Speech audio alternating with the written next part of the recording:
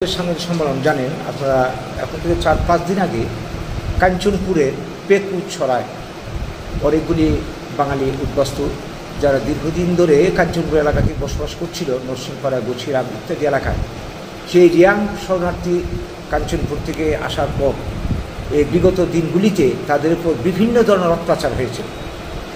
চুরি চামারি, ছিনতাই, ডাকাতি থেকে শুরু করে। তো এই পরিস্থিতিতে পরে নিরাপত্তার অভাবে তারা এলাকা ছেড়ে বিভিন্ন জায়গাতে কাঞ্চনপুরে আশ্রয় নিয়েছিল। এখন সেইখানেও থাকতে পারছে না, বাধ্য হয়ে তারা পেকুছড়া নামক একটা পানিসাগর ব্লকের অন্তর্গত মহকুমাতে এরা এসে আশ্রয় নিয়েছে। দেখা গেল কি আজকে 5 দিন চলছে, সেখানে এখন পর্যন্ত মানে তাদের আশ্রয়ের ব্যবস্থা নেই। খোলা আকাশের নিচে থাকছে, তাঁবু টাঙিয়ে, ত্রিপল টাঙিয়ে, তারপর পানীয় জলের ব্যবস্থা নেই, খাদ্য দূরে থাক। প্রায় অনেকগুলি পরিবার, 217 জন 51টি পরিবারের মধ্যে, এর মধ্যে শিশু রয়েছে বৃদ্ধ বৃদ্ধা। এই যে অবস্থা, এতদিন ধরে এরা এই অসহায় অবস্থায় আছে। দেখা গেল গতকাল না পরশুদিন প্রশাসন থেকে কিছু কর্তা ব্যক্তিরা গিয়ে তাদের সঙ্গে যোগাযোগ করেছে। যোগাযোগ করার মানে চাপ দেওয়া, বন দপ্তরের কর্মী আছে, চাপ দিয়েছে আপনার এলাকা ছাড়তে হবে, এলাকা ছাড়তে হবে। তো আমরা পাশাপাশি দেখলাম তাদের কাছাকাছি এলাকাতে প্রচুর, প্রায় 100-র মতো উপজাতি পরিবার দীর্ঘদিন ধরে এখানে বসবাস করছে, তাদের নিয়ে কোনো কথা নেই। অথচ তাদেরকে উচ্ছেদ অভিযানের জন্য তারা চাপ সৃষ্টি করছে। পানীয় জলটুকুর ব্যবস্থা না করে খাদ্যের ব্যবস্থা দূরে থাক, তারা এই ধরনের চাপ সৃষ্টি করছে। পানীয় জল আনতে চাইছে, স্থানীয়রা গিয়ে পানীয় জল আনতে দিচ্ছে না। এটা কী ধরনের অমানবিক আচরণ? আমরা দীর্ঘদিন ধরে লক্ষ্য করছি এই ত্রিপুরাতে এই রিয়াং শরণার্থী আগমনের পর আজকে তাদেরকে এই রাজ্যে 600 কোটি টাকার প্যাকেজ দিয়ে পুনর্বাসনের ব্যবস্থা করা হলো। কোথায় ওরা মিজোরামের লোক মিজোরামে পাঠাবে তা না করে ত্রিপুরাতে পুনর্বাসনের ব্যবস্থা করলো, এবং প্রত্যেকটা দল, শাসক বিজেপি থেকে শুরু করে বিরোধী সিপিএম, কংগ্রেস এবং মথা উঠে পড়ে লেগে তাদের পুনর্বাসনের ব্যবস্থা করলো। আর এই রাজ্যের যারা স্থানীয় মানুষ, স্বাধীনতার পর, ভারত মুক্তির পর থেকে ত্রিপুরার যারা এখানে থাকছিল, দীর্ঘদিন বসবাস করছিল, তারা নিজের জায়গা জমি বাড়িঘর থেকে উঠছে, তাদের পাশে কেউ নেই, কোনো দল নেই, আমরা বাঙালি বাদ দিয়ে। এটা কি ধরনের অমানবিক আচরণ? এই যে তুষণ নীতি, উপজাতি তুষণ নীতি, উগ্রপন্থী তুষণ নীতি আমরা সিপিএম আমলে দেখেছি, এখন বিজেপি আমলে তার চেয়ে আরো বেশি মাত্রায় চলছে। কেউ নেই বাঙালির পাশে। এটা আর কতদিন চলতে পারে? এই বাঙালির উপর এই ধরনের বিমাতৃসুলভ আচরণ স্বাধীনতার পর থেকে যেটা চলছে, এটা আর কতদিন চলতে পারে? এটা আমরা আর সহ্য করবো না, অনেক হয়েছে।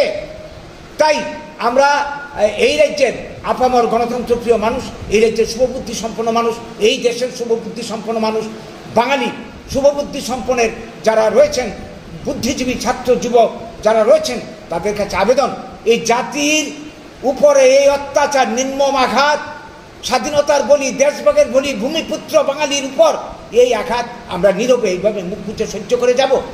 এই ধরনের মানে আত্মবিস্মৃতি আর কতদিন চলবে? কাজেই আমরা দাবি করছি, আমরা আহ্বান করছি, আপনারা জাতিটাকে বাঁচান, আপনারা এগিয়ে আসুন। আপনারা এগিয়ে আসলেই, আপনাদের সহযোগিতা পেলেই আমাদের এই যে আন্দোলন, আমাদের যে বাঁচার অধিকার রক্ষার আন্দোলন সফল হবে।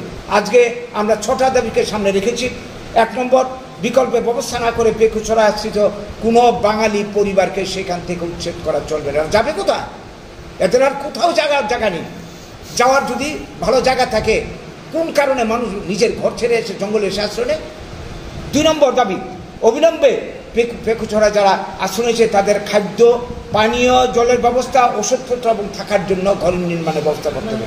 3 নম্বর, 80 জনের গণহত্যার পর থেকে এই অবধি যে সমস্ত বাঙালি পরিবার স্বজন হারা হয়েছে, সম্পদ হারা হয়েছে, গৃহ হারা হয়েছে, নিরাপত্তার অভাবে বাড়ি ঘরে ফিরতে পারছে না, তাদেরকে আর্থিক ক্ষতিপূরণ পুনর্বাসন দিয়ে তাদের স্বস্থানে থাকার ব্যবস্থা করতে হবে।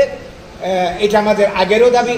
4 নম্বর দাবি হচ্ছে আমাদের যে প্রত্যেকটা বাঙালি পরিবার যারা উদ্বাস্তু হয়েছে, থাকার জায়গা নেই, তাদেরকে উপজাতিদেরকে যেভাবে বনের অধিকার দেওয়া হয়েছে, জমির পাট্টা দিয়ে তাদের বসবাসের জায়গা করে দেওয়া হয়েছে। কেন বাঙালিদেরকে দেওয়া হবে না? বাঙালিকে এই দেশের নাগরিক নয়? সংবিধানের অধিকার সবার জন্য সমান যদি হয়, বাঙালির জন্য কেন এই অবিচার করা হবে? আমরা দাবি করছি বাঙালিদেরকে এটা দিতে হবে। 5 নম্বর দাবি, আমরা চাই স্বাধীনতার পর থেকে এই যে উদ্বাস্তু পাঞ্জাবি যাদেরকে পুনর্বাসন এই দেশে দেওয়া হয়েছে, ক্ষতিপূরণ দেওয়া হয়েছে, তাদের মতো পুনর্বাসন আজও বাঙালিরা পায়নি। দাবি করছি আমরা তাদের পুনর্বাসন দিতে হবে। শেষ দাবি আমাদের, যেটা 80 জনের গণহত্যার যারা বলি হয়েছিল, যাদের চক্রান্তে যে এই যে উগ্রবাদী তৎপরতা, এই উগ্রপন্থা দলের জন্ম হয়েছিল, এই চক্রান্তের জাল ভেদ করার জন্যে আমাদের যে পুরনো দাবি যে গণহত্যার বিচার বিভাগীয় হাইকোর্টের একজন কর্মরত বিচারপতিকে দিয়ে তদন্ত করে দোষীদের শাস্তির ব্যবস্থা করতে হবে। এই 6টি দাবি নিয়ে আজকের আমাদের এই সাংবাদিক সম্মেলন। আপনাদের মাধ্যমে আমাদের এই বার্তা সরকারের দৃষ্টিতে আনতে চাইছি এবং এই রাজ্যের, এই দেশের গণতন্ত্রপ্রিয় মানুষের দৃষ্টিতে আনতে চাইছি। জাতি এই দুর্দিনে আমরা সবাই সহযোগিতা চাইছি জাতির অস্তিত্ব রক্ষার আন্দোলন। নমস্কার।